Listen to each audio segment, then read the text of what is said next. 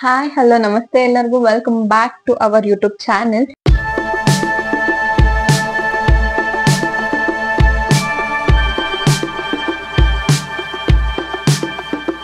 ಈ ವಿಡಿಯೋ ನಿಮ್ಗೆ ಇಷ್ಟ ಆದ್ರೆ ಪ್ಲೀಸ್ ಲೈಕ್ ಮಾಡಿ, ಶೇರ್ ಮಾಡಿ, ಹಾಗೆ ಕಮೆಂಟ್ ಮಾಡಿ ಅಂತ ಹೇಳ್ತಾ ಈ ವಿಡಿಯೋನ ಸ್ಟಾರ್ಟ್ ಮಾಡೋಣ.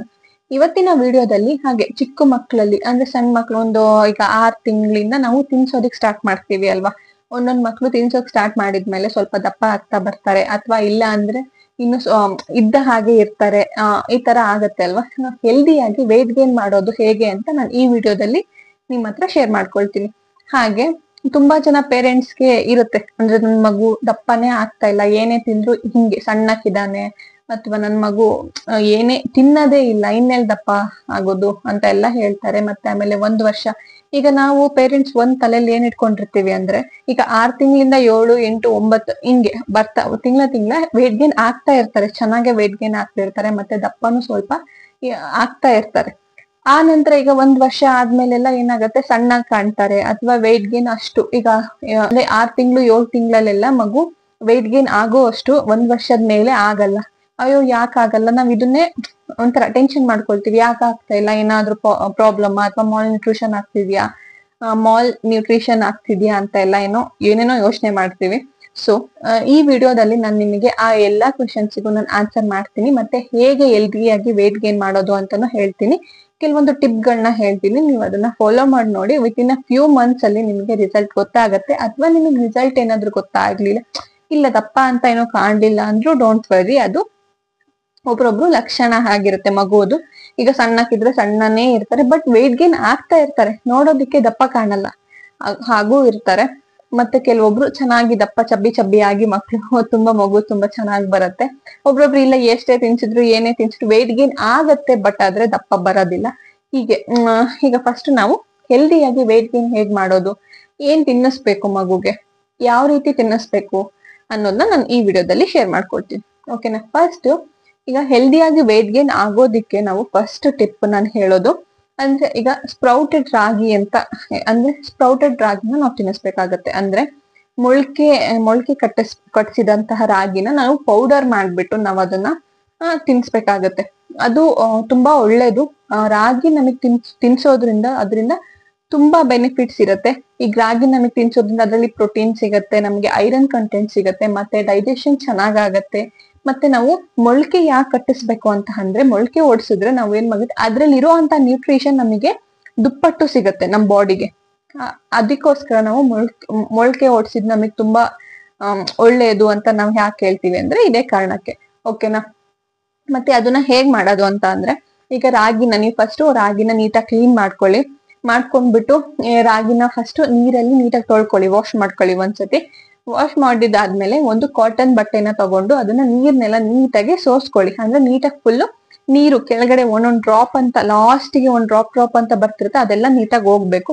ಅಷ್ಟು ಆದ್ಮೇಲೆ ನೀಟಾಗಿ ಟೈಟ್ ಆಗಿ ಆ ಬಟ್ಟೆನೆ ನೀಟಾಗಿ ಎಲ್ಲೂ ಫುಲ್ ಟೈಟ್ ಆಗಿ ಗಂಟು ಹಾಕಿ ಒಂದ್ ಸೈಡ್ ಅಲ್ಲಿ ಇಟ್ಬಿಡಿ. 24 hours ಆದ್ಮೇಲೆ ನೀವು ಅದನ್ನ ಓಪನ್ ಮಾಡಿ ನೋಡ್ಬೇಕು. ಓಪನ್ ಮಾಡಿ ನೋಡಿದಾಗ ನಿಮಗೆ ರಾಗಿಯಲ್ಲಿ ಸಣ್ಣ ಸಣ್ಣ ಮೊಳಕೆ ತರ ಕಾಣುತ್ತೆ. ನಿಮಗೆ ಇನ್ನೂ ಮೊಳಕೆ ಬೇಕು ಅಂದ್ರೆ ಇನ್ನೂ 1 ದಿನನ ನೀವು ಹಾಗೆ ಕಟ್ಟಿಟ್ಟಂಗೆ ಬಿಟ್ರೆ ಇನ್ನೂ ಚೆನ್ನಾಗಿ ಮೊಳಕೆ ಬಂದಿರುತ್ತೆ. ಅದನ್ನ ನೀವು ನೀಟಾಗಿ ಸನ್ ಡ್ರೈ ಮಾಡ್ಕೊಂಡು ನೀಟಾಗಿ ಒಂದ್ ಸೈಡ್ ಒಂದ್ ಬಾಕ್ಸಿಗೆ ಎತ್ತಿಟ್ಕೊಳ್ಳಿ. ನಿಮಗೆ ಯಾವಾಗ ಬೇಕು ಅವಾಗ ನಿಮ್ಗೆ ಪೌಡರ್ ಮಾಡಿ ಎತ್ತಿಟ್ಕೋಬಹುದು. ಪೌಡರ್ ನಿಮಗೆ ಇಲ್ಲ ತುಂಬಾ ಜಾಸ್ತಿ ಮಾಡ್ಬೇಕು ಅಂತ ಏನಿಲ್ಲ, ನಿಮಗೆ ಮಗುಗೆ ಎಷ್ಟ್ ಬೇಕು ನಿಮಗೆ ಮಿಕ್ಸಿಲೇ ಸಹ ನೀವು ಸಣ್ಣಗೆ ಪೌಡರ್, ಅಂದ್ರೆ ಫುಲ್ ಸಣ್ಣಗೆ, ತುಂಬಾ ಪೌಡರ್ ಆಗ್ಬೇಕು, ಸಣ್ಣ ಪೌಡರ್ ಆದ್ರೆ ಚೆನ್ನಾಗಿರುತ್ತೆ ಮಗುಗೆ ತಿನ್ಸೋದಿಕ್ಕೆ. ನೀವು ಅದಕ್ಕೆ ರಾಗಿ ಹಿಟ್ಟು, ಅದಕ್ಕೆ ನೀವು ಹಾಲ್ ಮಿಕ್ಸ್ ಮಾಡ್ಕೋಬಹುದು, ಅಥವಾ ನೀರನ್ನಾರು ಮಿಕ್ಸ್ ಮಾಡ್ಕೋಬಹುದು. ನೀರ್ ಮಿಕ್ಸ್ ಮಾಡ್ಕೊಂಡು ಅದಕ್ಕೆ ನೀವು ಎಲ್ಲಾರು ನಿಮ್ ಮಗು ಹಂಗೆ ತಿನ್ನಲ್ಲ ಅಂತ ಅಂದ್ರೆ ಅದಕ್ಕೆ ಸ್ವಲ್ಪ ಬೆಲ್ಲ ಹಾಕ್ಬೋದು, ಅಥವಾ ಇಲ್ಲಿ ಚೂರು ಉಪ್ಪು ಹಾಕೊಂಡು ತಿನ್ನಿಸ್ಬೋದು ಹಾಗೆ. ಇಲ್ಲಾಂದ್ರೆ ನೀವು ಅದಕ್ಕೆ ಬನಾನಾ ಅಥವಾ ಆಪಲ್, ಈಗ ಬನಾನಾನ ನೀವು ನೀಟಾಗಿ ಬೇಯಿಸ್ಕೊಂಡು ಅದನ್ನ ನೀಟಾಗಿ ಸ್ಮ್ಯಾಶ್ ಮಾಡ್ಕೊಂಡು ಅದಕ್ಕೆ ಸ್ವಲ್ಪ ಹಾಲು ಅಥವಾ ನೀರು ಎರಡರಲ್ಲಿ ಯಾವ್ದನ್ನಾದ್ರೂ ಸೇರಿಸ್ಕೊಂಡು ನೀವು ಅದಕ್ಕೆ ರಾಗಿ ಪೌಡರ್ನ ನೀವು 1 ಸ್ಪೂನ್ ಅಥವಾ 2 ಸ್ಪೂನ್ ನಿಮ್ ಮಕ್ಕಳು ಎಷ್ಟು ತಿಂತಾರೆ ಅಷ್ಟು ಹಾಕ್ಬಿಟ್ಟು ನೀಟಾಗಿ ಮಿಕ್ಸ್ ಮಾಡಿ ನೀಟಾಗಿ ಒಂದ್ ಕನ್ಸಿಸ್ಟೆನ್ಸಿಗೆ ಬರ್ಬೇಕು, ಗಟ್ಟಿಗೆ. ಆ ತರ ಮಾಡ್ಕೊಂಡು ನೀವು ತಿನ್ನಿಸ್ಬಹುದು. ಮತ್ತೆ ನಿಮ್ ಮಗುಗೆ ಡೈಜೆಷನ್ ಏನಾದ್ರು ಆಗಲ್ಲ ಅಂದ್ರೆ ಅದಕ್ಕೆ ಸ್ವಲ್ಪ ನೀವು ಜಾಯಿಕಾಯಿ ಮತ್ತೆ ಬಜೆ ಲವಂಗ ಎಲ್ಲ ನೀಟಾಗಿ ಸ್ವಲ್ಪ ತೆಯ್ದಾರು ಹಾಕ್ಬೋದು, ಅಥವಾ ನೀವು ಪೌಡರ್ ಮಾಡುವ ರಾಗಿನ ನೀವು ಪೌಡರ್ ಮಾಡ್ಕೊಳ್ತಿರಲ್ಲ ಅವಾಗ್ಲಾದ್ರೂ ನೀವು ಅದನ್ನು ಸಹ ಸ್ವಲ್ಪ ಬಿಸಿ ಮಾಡ್ಕೊಂಡು ಅದಕ್ಕೆ ಮಿಕ್ಸಿ ಜಾರ್ಗೆ ಹಾಕ್ಬಿಟ್ಟು ಅದ್ರ ಒಟ್ಟಿಗೆ ನೀವು ಪೌಡರ್ ಮಾಡಿ ಯಾರು ಇಟ್ಕೊಳ್ಬಹುದು. ನಿಮಗೆ ಯಾವ ತರ ಬೇಕಾದ್ರೂ ಮಾಡ್ಕೋಬಹುದು. ಇದನ್ನ ನೀವು 6 ತಿಂಗಳು ಮಗು ನಾವು ತಿನ್ಸಕ್ ಸ್ಟಾರ್ಟ್ ಮಾಡ್ತೀವಲ್ಲ ಅವಾಗ ನಾವು ಈ ರೀತಿ ಮಾಡಿ ತಿನ್ಸಿದ್ರೆ ಉತ್ತಮ. ಯಾಕೆ ಅಂದ್ರೆ ಇದಕ್ಕೆ ನಾವು ಏನಾದ್ರೂ ನೀವು ಕಾಳುಗಳನ್ನೆಲ್ಲ ಬೆರೆಸಿ ಕೊಟ್ರೆ ಅವಾಗ ಅದಕ್ಕೆ ಡೈಜೆಷನ್ ಚೆನ್ನಾಗ್ ಆಗಲ್ಲ. ಸೊ ಬರೀ ನೀವು ರಾಗಿನ ಕೊಟ್ರೆ ತುಂಬಾ ಒಳ್ಳೇದು ಮತ್ತೆ ತುಂಬಾ ಆರೋಗ್ಯಕರ. ಇದು ನಮ್ಮ ಟ್ರೆಡಿಷನಲ್ ಆಗಿಂದನೂ ಬಂದಿದೆ. ಇದು ನಮ್ಮ ಅಜ್ಜಿ ಮುತ್ತಜ್ಜಿ ಅವ್ರಿಗೆಲ್ಲ ತಿನ್ಸ್ಕೊ ಬಂದಿರೋದು ಹೀಗೆ. ಈಗ ನಿಮ್ ಮನೇಲಿ ಯಾರಾದ್ರೂ ಅಜ್ಜಿದಿರಿದ್ರೆ ನೋಡಿ ಹೇಳ್ತಾರೆ ರಾಗಿ ಹಿಟ್ಟು ತಿನ್ಸು, ವಡ್ರಾಗಿ ಹಿಟ್ಟು ತಿನ್ಸು ಹೀಗೆ ಅಂತ ಹೇಳ್ತಾರೆ. ಅವ್ರಿಗೆ ಫಸ್ಟ್ ಹೇಳೋದೇ ಇದು. ಈಗೆಲ್ಲ ಸಿರಿಲಾಕ್ ಅಂತ ಅದು ಇದು ಅವ್ರಿಗೆ ಅದೆಲ್ಲ ನಾವು ತಿನ್ನಿಸ್ತಾನೆ ಇರ್ಲಿಲ್ಲಪ್ಪ ಹಂಗೆ ಹಿಂಗೆ ಅಂತೆಲ್ಲ ಹೇಳ್ತಾರೆ. ಸೊ ಅಜ್ಜಿದು ಇದು ತುಂಬಾ ಹಿಂದಿನಿಂದನೂ ಬಂದಿದ್ದು, ಇದು ತುಂಬಾ ಒಳ್ಳೇದು ಸಹ. ಓಕೆನಾ, ಇದು ಫಸ್ಟ್ ಟಿಪ್. ನೀವು ರಾಗಿನ ಈ ರೀತಿನಾದ್ರೂ ಮಾಡಿ ತಿನ್ನಿಸ್ಬೋದು. ಸೆಕೆಂಡ್ ಒನ್, ವಡ್ರಾಗಿ ಹಿಟ್ಟು ಅಂತ ನಾನು ಹೇಳ್ದೆ. ವಡ್ರಾಗಿ ಹಿಟ್ಟು ಇದನ್ನ ನಾವು ಸತ್ತು ಮಾವು ಅಂತಾನು ಕರೀತಾರೆ ಕೆಲವೊಂದ್ ಕಡೆ. ಇದಕ್ಕೆ ಏನಿಲ್ಲ, ನೀವು ಜಸ್ಟ್ ಅದೇ ರಾಗಿನ ತಗೊಳ್ಬೇಕು, ಮೊಳಕೆ ಹೊಡೆದಿದ್ದಂತಹ ರಾಗಿ. ಇದಕ್ಕೆ ಕಾಳುಗಳನ್ನ ನೀವು ಆಡ್ ಮಾಡ್ಕೊಳ್ಬಹುದು. ಅಂದ್ರೆ ಹೆಸರು ಕಾಳು, ಕಡಲೆಕಾಳು, ಕಡಲೆಬೇಳೆ, ಉದ್ದಿನ ಬೇಳೆ, ಹುರುಳಿ ಕಾಳು, ಮತ್ತೆ ಈ ತರ ಕಾಳುಗಳು, ಮತ್ತೆ ನೆಕ್ಸ್ಟ್ ಡ್ರೈ ಫ್ರೂಟ್ಸ್, ಮತ್ತೆ ಇದಕ್ಕೆ ನೀವು ಸೀಡ್ಸ್, ಈಗ ಪಂಪ್ಕಿನ್ ಸೀಡ್ಸ್, ಮತ್ತೆ sunflower seeds, water Milan seeds, ಈ ತರ ಎಲ್ಲ ಸೀಡ್ಸ್ ಗಳೆಲ್ಲ ಬರುತ್ತಲ್ಲ ಇದನ್ನು ಸಹ ನೀವು ಆಡ್ ಮಾಡ್ಕೊಳ್ಬಹುದು. ಇದನ್ನು ಏನಿಲ್ಲ, ನಾನು ಇದನ್ನ ಹೇಗ್ ಮಾಡೋದು ಅಂತ ನಾನು ಒಂದು ವಿಡಿಯೋದಲ್ಲಿ ನಾನು ಶೇರ್ ಮಾಡಿದ್ದೀನಿ. ಅದನ್ನ ಬೇಕಾದ್ರೆ ನಾನು ನಿಮ್ಗೆ ಟ್ಯಾಗ್ ಮಾಡಿರ್ತೀನಿ, ನೀವು ನೋಡ್ಕೊಳ್ಳಿ. ನಿಮ್ ಸ್ಕ್ರೀನ್ ಅಲ್ಲಿ ಬೇಕಾದ್ರೆ ಕಾಣುತ್ತೆ ಇಲ್ಲಿ, ನೀವು ಅದನ್ನ ಚೆಕ್ ನೋಡಿ. ಅದನ್ನ ಸಿರಿಲಾಕ್ ಮತ್ತೆ ನಾನು ವಡ್ರಾಗಿ ಹಿಟ್ಟನ್ನ ಹೇಗ್ ಮಾಡೋದು ಅಂತ ನಾನು ಹೇಳಿದ್ದೀನಿ. ಆ ರೀತಿ ಮಾಡ್ಕೊಂಡು ಸಹ ನೀವು ತಿನ್ನಿಸ್ಬೋದು. ಇದು ನಿಮಗೆ ಈಗ ನೀವು 6 ತಿಂಗಳಿಂದ 7 ತಿಂಗಳು ಮತ್ತೆ 7ರಿಂದ 8 ಒಂದೊಂದನ್ನೇ ಆಡ್ ಮಾಡ್ಕೊಳ್ತಾ ಬರಬಹುದು. ಅಂದ್ರೆ ಈಗ 6ರಿಂದ 7 ಈಗ ಸ್ವಲ್ಪ ರಾಗಿ ಹಿಟ್ಟು, ಬರೀ ರಾಗಿ ಹಿಟ್ಟು ತಿನ್ನಿಸಿದ್ರೆ ಆಮೇಲೆ ಕಾಳುಗಳನ್ನ ಆಡ್ ಮಾಡ್ಕೊಂತ ಬರ್ತಾ ಬರ್ತಾ ಬರ್ತಾ ಹೋಗ್ಬೇಕು. ಒಂದೇ ಸತಿ ಪೂರ ನನ್ ಕಾಳುಗಳನ್ನೆಲ್ಲ ಹಾಕ್ಬೇಕಾ? ನೋ, ಹಾಕ್ಬಾರ್ದು. ಯಾಕೆಂದ್ರೆ ಮಗುಗೆ ಡೈಜೆಸ್ಟಿವ್ ಸಿಸ್ಟಮ್ ಚೆನ್ನಾಗಿ ಇನ್ನು ಬೆಳವಣಿಗೆ ಆಗಿರಲ್ಲ, ಮಗುಗೆ ಸ್ವಲ್ಪ ಇಂಡೈಜೆಷನ್ ಆಗ್ಬೋದು. ಈ ರೀತಿ ಹಾಕ್ಬೋದು. ಓಕೆನಾ, ನೆಕ್ಸ್ಟ್ ಈ ರೀತಿ ಎಲ್ಲ ಮಾಡ್ಕೊಂಡು ಅದನ್ನೆಲ್ಲ ನೀಟಾಗಿ ವಾಶ್ ಮಾಡ್ಕೊಂಡು ನೀಟಾಗಿ ಒಣಗಿಸಿ ಅದನ್ನ ನೀವು ನೀಟಾಗಿ ಪೌಡರ್ ಮಾಡಿ ಇಟ್ಕೊಂಡ್ರೆ ನಿಮಗೆ ತುಂಬಾ ಒಳ್ಳೇದು. ಮಗುಗ್ ತಿನ್ಸಿದ್ರೆ ಇದು ಸಹ ನಿಮ್ಗೆ ಹೆಲ್ದಿಯಾಗಿ ವೇಟ್ ಗೇನ್ ಆಗೋದಕ್ಕೆ ತುಂಬಾ ಸಹಾಯಕಾರಿ ಆಗತ್ತೆ. ಓಕೆನಾ, ಮಗುಗೆ ನಿಮ್ಗೆ ಯಾವ್ದೇ ರೀತಿ ನೀವು ಹೊರ್ಗಡೆ ಈಗ ನಮಗ್ ದೊಡ್ಡವರಿಗೆ ಏನಾದ್ರು ಪೌಡರ್, ಈಗ ಏನಾದ್ರು ನಿಮ್ಗೆ ವೇಟ್ ಗೇನ್ ಆಗ್ಬೇಕಾ ಆ ಪೌಡರ್ ಅಂತ ಎಲ್ಲ ಇರುತ್ತಲ್ಲ, ಮಗುಗೆ ಯಾವ ರೀತಿ ಆತರ ಪೌಡರ್ ಏನು ಕುಡಿಸ್ಬೇಡಿ. ಅದೇ ಡಾಕ್ಟರು ಸಹ ಇದನ್ನ ಸಜೆಸ್ಟ್ ಮಾಡಲ್ಲ ಹೆಲ್ದಿಯಾಗಿ ವೇಟ್ ಗೇನ್ ಆಗೋದಕ್ಕೆ. ಇದು ಒಂದು. ನೆಕ್ಸ್ಟ್ 3ನೇ ಟಿಪ್ ಏನಂದ್ರೆ ಡ್ರೈ ಫ್ರೂಟ್ಸ್ ಲಡ್ಡು ಅಥವಾ ಡ್ರೈ ಫ್ರೂಟ್ಸ್ ಪೌಡರ್. ಓಕೆನಾ, ಈಗ ಸಣ್ಣ ಮಗು ಡ್ರೈ ಫ್ರೂಟ್ಸ್ ಲಡ್ಡು ಎಲ್ಲ ತಿನ್ಲಿಕ್ಕೆ ಆಗೋದಿಲ್ಲ. ಈಗ ಡ್ರೈ ಫ್ರೂಟ್ಸ್ ಲಡ್ಡುನ ಅದು ಪೌಡರ್ನ ನೀವು ಯೂಸ್ ಮಾಡಿ. ಏನಿಲ್ಲ, ಅದನ್ನು ಅಷ್ಟೇ ವಾಶ್ ಮಾಡ್ಕೊಂಡು ನೀಟಾಗಿ ಒಂದ್ ಸೈಡ್ ಪೌಡರ್ ಮಾಡಿ ಇಟ್ಕೊಂಡ್ರೆ ನೀವ್ ಇದನ್ನ ಈ ರಾಗಿ ಹಿಟ್ಟಿಗಾರು ತಿನ್ನಿಸ್ಬೋದು. ಇಲ್ಲ ನೀವು ಪೌಡರ್ ಸಮೇತ ಅದಕ್ಕೆ ಸ್ವಲ್ಪ ನೀಟಾಗಿ ಕುದಿಸ್ಬಿಟ್ಟು ಅಥವಾ ಬೆಲ್ಲ, ಪುಡಿ ಬೆಲ್ಲ ಅಂತ ಬರುತ್ತೆ, ಆರ್ಗ್ಯಾನಿಕ್ ಬೆಲ್ಲ ಆದ್ರೆ ಅದು ಚೆನ್ನಾಗಿರುತ್ತೆ, ಚೆನ್ನಾಗಿ ಟೇಸ್ಟ್ ಸಹ ಚೆನ್ನಾಗಿರುತ್ತೆ. ಅದನ್ನ ನೀವು ಯೂಸ್ ಮಾಡ್ಕೊಳ್ಬಹುದು. ಅಥವಾ ಡ್ರೈ ಫ್ರೂಟ್ಸ್, ಈಗ ಅದಕ್ಕೆ ನಿಮ್ಗೆ ಯಾವ್ದಾದ್ರು ನಿಮ್ ಮಗುಗೆ ಏನಾದ್ರು ರಾಗಿ ಹಿಟ್ಟು ತಿನ್ನಿಸಿ ಅದಕ್ಕೆ ಸ್ವಲ್ಪ ಮಿಕ್ಸ್ ಮಾಡ್ಕೊಂಡು ತಿನ್ನಿಸ್ಬಹುದು. ಈ ತರ ಎಲ್ಲ ಮಾಡಬಹುದು. ಇದೆಲ್ಲ ಒಂದು 8 ತಿಂಗಳಿಂದ ನೀವು ತಿನ್ನಿಸ್ಕೊಂಡ್ ಬರಬಹುದು. ಮತ್ತೆ ಇದಕ್ಕೆ ಸರ್ಟೈನ್ ಆಗಿ ಮತ್ತೆ ಸ್ವಲ್ಪ ನೀವು ಫ್ರೂಟ್ಸ್ ನ ತಿನ್ಸಿ.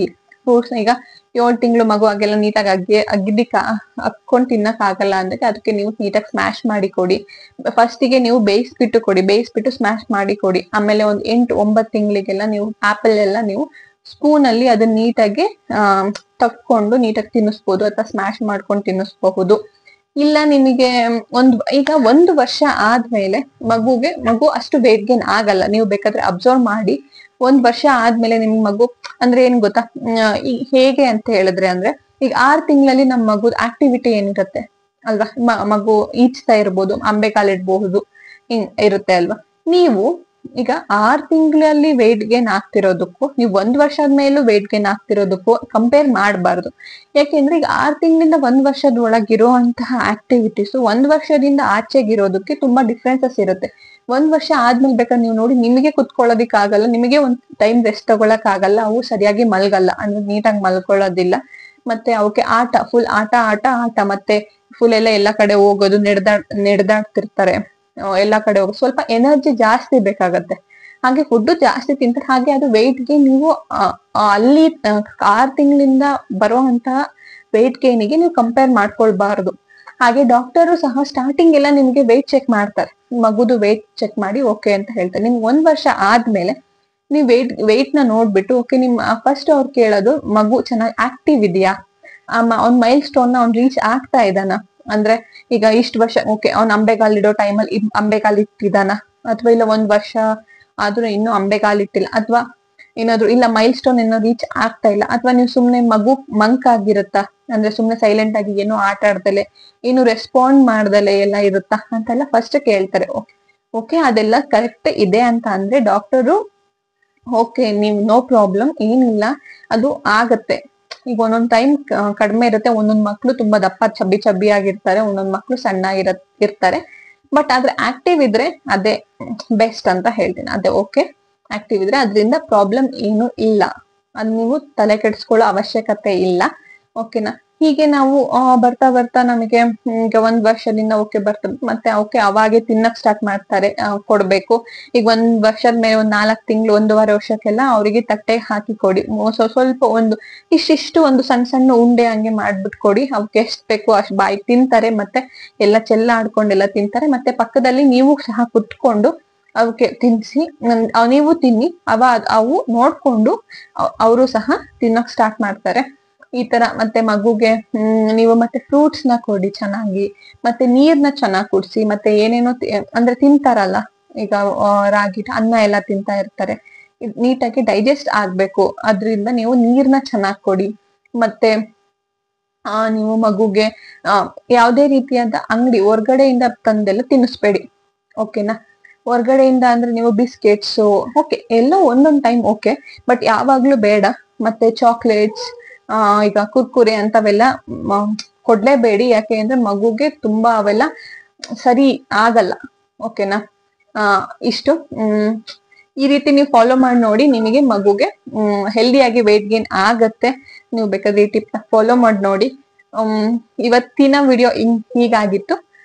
ಈ ವಿಡಿಯೋ ನಿಮ್ಗೆ ಇಷ್ಟ ಆದ್ರೆ ಪ್ಲೀಸ್ ಲೈಕ್ ಮಾಡಿ, ಶೇರ್ ಮಾಡಿ, ಹಾಗೆ ಕಮೆಂಟ್ ಮಾಡಿ. Thanks for watching.